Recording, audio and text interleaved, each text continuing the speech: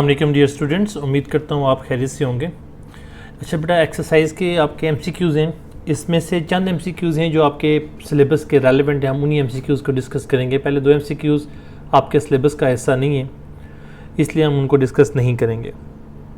दूसरी बात बेटा, आपका जो सिलेबस है उसके अकॉर्डिंग जो बुक है वो आपकी आगे है, not exactly SLO base, but उसमें यह है कि टेक्स्ट बुक आपके पास आ गई है, उसमें आपने अपने SLO बेस सिलेबस वहाँ से कर लेना है। जहाँ तक PDF की बात है, एक शाहज़ेब मोहम्मद शाहज़ेब हैं जिन्होंने मुझे अभी एक भेजी है बुक की PDF।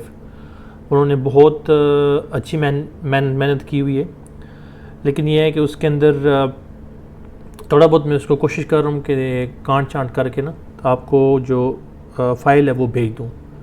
मज़ीद भी अगर किसी के पास PDF है तो वो मुझे भेज दें ताकि मैं उनको कंबाइन करके एक फ़ाइनल फॉर्म में आपको रीडेबल फॉर्म में आपको भेज दूँ।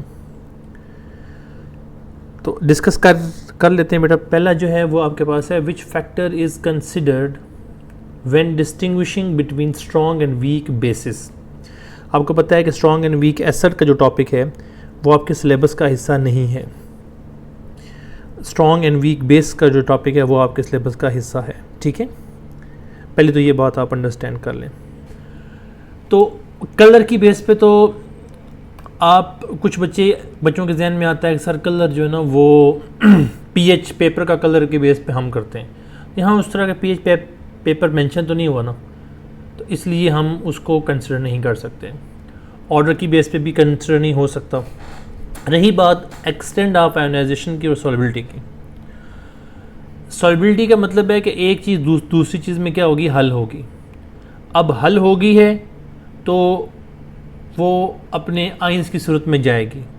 क्या कौन से आइन बनेंगे, कैसे होगा, कैसे नहीं होगा, वो सारा का सारा जो क्राइटेरिया है वो सॉल्युबिलिटी इन वाटर है, सॉल्युबिलिटी इन जो है वो अदर सॉल्वेंट है, ये कोई मेंशन नहीं है किसी भी तरीके में। अगर मैं कहूँ कि कार्बोक्सिलिक एसिड को आप N-हेक्सेन में करते हो, हल करते हो, तो उसमें क्या होगा कि वो कार्बोक्सिलिक एसिड है या फिर अमाइन कह लें सिंपल, उससे आप N-हेक्सेन में जो है ना वो करते हो। बेसिस की बात करें ना, फॉर एग्जांपल मैं कहता हूँ कि NH3 को आप CCl4 में हल करते हो, N-हेक्सेन में करते हो, हल तो हो जाएगा लेकिन वो आइंस तो नहीं बनाएगा। तो एक्सटेंड ऑफ आयोनाइजेशन जो है ना वो एक क्राइटेरिया हो सकता है कि बेस जो है वो किस तरह से आयोनाइज होती है, और उसके बाद जो है हमने क्या कहा था कि प्रोटॉन को क्या क्या करती है बेटा, एब्स्ट्रैक्ट करती है। तो ये क्राइटेरिया जो है ना फ्रॉम द गिवन 4 ऑप्शंस, ये वाला क्राइटेरिया हमारे पास बेस्ट मैच करता है। What defines a buffer solution. Buffer solution की डेफिनेशन आपसे पूछ रहा है। हाई कंसनट्रेशन ऑफ आइन तो है नहीं, लो pH भी नहीं है, एब्सेंस ऑफ आइन भी नहीं है। यहाँ पे उन्होंने डेफिनेशन मेंशन की हुई है, प्रेजेंस ऑफ वीक एसिड। एक एसिड क्या होगा बेटा, वीक एसिड है और उसका ही कंजुगेट बेस है। ऑल्दो विद स्ट्रॉन्ग, क्या होता है, विद स्ट्रॉन्ग बेस, ठीक है, यानी कि उसका सॉल्ट होता है विद स्ट्रॉन्ग बेस ना। यहाँ पे उसका कंजुगेट बेस लिखा है, ठीक है, वो उस पर बात उसकी सही है। वीक बेस और उसका कंजुगेट एसिड होता है, सिंपल से बात है। तो प्रेजेंस ऑफ वीक एसिड और इसका कंजुगेट बेस, या फिर वीक बेस उसका कंजुगेट एसिड, ये हमने कहा था, ठीक है। कंजुगेट का मतलब होता है कि जब उसने अपनी जो आइंस हैं, यानी H पॉजिटिव आइन है, फॉर एग्जांपल CH3 है, COOH है, जब ये H पॉजिटिव आइन छोड़ देगा, अब इसके पास H पॉजिटिव आइन डोनेट करने को नहीं है, पहले एसिड था, अब ये बेस के तौर पे काम करेगा, इसलिए इसको कंजुगेट बेस का नाम देते हैं ताकि ये बेस से डिफर कर सके। सो नेक्स्ट चलते हैं बेटे, इसका ऑप्शन बी बन जाएगा ना, B. How can a buffer solution be made. Exactly वही क्वेश्चन है, बस थोड़ा सा उसको घुमा फिरा के आपको दिया हुआ है। Mixing strong acids and bases, ये गलत है। डाइल्यूटिंग अ स्ट्रॉन्ग एसिड, ये भी गलत है। Adding water to a strong base, water का सिलसिला ही नहीं है। तो mixing a weak acid and it's conjugate base. अब देखिए, एक ही MCQs को दो तरह से कैसे आपको वो चेंज करके दे रहा है। पहले उसने क्या पूछा हुआ है आपसे, बफर को डिफाइन कैसे करते हैं, और फिर पूछ रहा है बफर बनता कैसे है। तो ये सिंपल सी चीज़ें होती हैं जो कि आल दो आपको पता ही होती हैं, लेकिन वो ऐसे घुमा फिरा के MCQs में दे रहा होता है कि हमें समहाउ ऐसे लगता है कि हमें जो चीज़ है वो नहीं आ रही होती। ठीक है, अच्छा, what role does HCO3 negative, जिसको हम क्या कहते हैं बेटा, बाइकार्बोनेट, वो कहते हैं क्या रोल ये प्ले करता है पीएच को कंट्रोल करने में? तो न्यूट्रलाइज करता है एसिड को, कैटालाइजिंग करता है कि रिएक्शन को कैटालाइज करता है, ऑक्सीजन ट्रांसपोर्ट को इन्हांस करता है, या क्या करता है? तो हमने कहा था कि बाइकार्बोनेट का बफर बनता है। तो पीएच को कंट्रोल करने के लिए न्यूट्रलाइजेशन ऑफ एसिड का मतलब है कि उसको न्यूट्रल करके पीएच को 7 के ऊपर लेके आना। ठीक है, एसिड बेस का रिएक्शन होता है, न्यूट्रलाइजेशन होती है, ना एसिड ना बेस मिल के पानी बना लेते हैं, साथ में सॉल्ट होता है। तो वो इसको उस खाते में आप नहीं लेके आ सकते। तो सिंपल आपके पास ऑप्शन बनेगा buffering against change in pH, buffering against change in pH. So what type of solvent would favour the partitioning of a polar solute? Partitioning मतलब होता है डिवाइड होना। तो वो कहता है पोलर सोल्यूट के ज़्यादा पोलर सोल्यूट कब फेवर होगा? फेवर कब कौन होगा जी? Polar solute. तो आपको पता है बेटा कि लाइक डिजॉल्व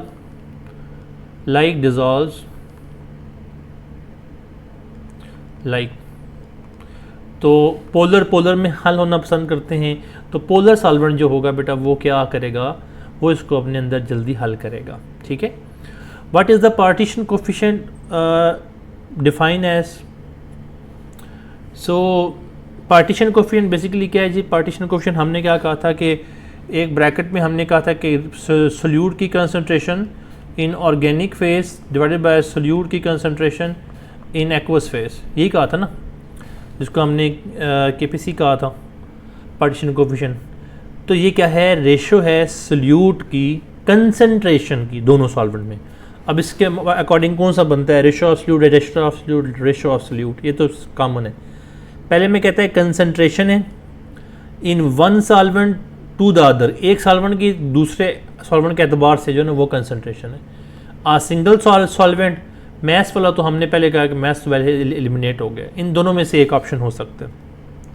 हमने क्या कहा? दो सॉल्वेंट की ना, दो सॉल्वेंट की बेस में एक पानी है दूसरा ऑर्गेनिक है, उनकी बेस पे जो है ना वो क्या हो सकता है बेटे? ऑर्गेनिक जो है वो और एक्वस, ये दो सॉल्वेंट होते हैं। एक सॉल्वेंट का दूसरे सॉल्वेंट के ऊपर जो इफेक्ट है उसको हम ये देख रहे होते हैं। अच्छा, अब ये तो हो गए वो MCQ जो एक्सरसाइज में आए हुए हैं। इसके अलावा कौन से MCQs हो सकते हैं जो आपको तैयार करने हैं?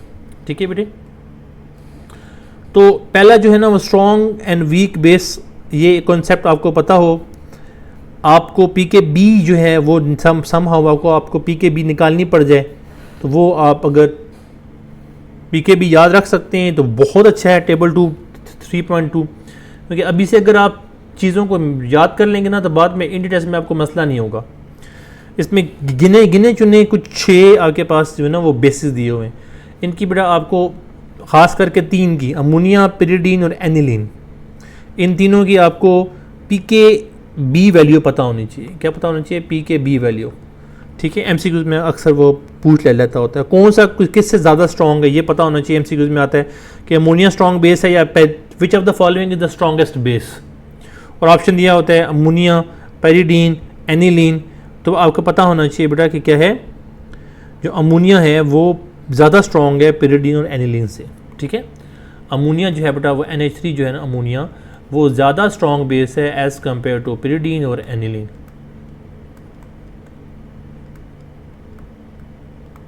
इस तरह के छोटे छोटे MCQs जो है ना वो आपको पता होने चाहिए। बफर के बारे में आपको MCQs आपने पढ़ लिया है। बफर के रेलेवेंट एक MCQs आपका और बनता है, वो ये है कि बफर के अंदर आपने जिक्र किया था pH का, और ख़ास करके बाइकार्बोनेट जब आपने बफर पढ़ा था तो pH ऑफ जो है वो ब्लड वो क्या होती है? तो वो बेटा रेंज में होती है 7.35 से 7.45 पे। अब समहाउ वो आपको ना ये ऑप्शन नहीं देता, वो आपको देता है 6.4, 7.4, 8.4 एट्सट्रा। तो वो फिर ऑन एन एवरेज आप 7.4 समहाउ लिख सकते हैं। याद रखिएगा, अगर ग्रेटर देन 7.8 हो, 7.45 नहीं, अगर ग्रेटर देन 7.8 हो, MCQs ये है कि अगर pH इस रेंज से ज़्यादा हो तो इंसान की डेथ हो जाती है। तो वो रेंज क्या है बेटा, वो है 7 रेंज ये है pH की, लेकिन अगर बढ़ते बढ़ते बढ़ते 7.8 तक पहुंच गया और उससे ज़रा सा बढ़ गया, उसका मतलब आपकी डेथ हो जाएगी।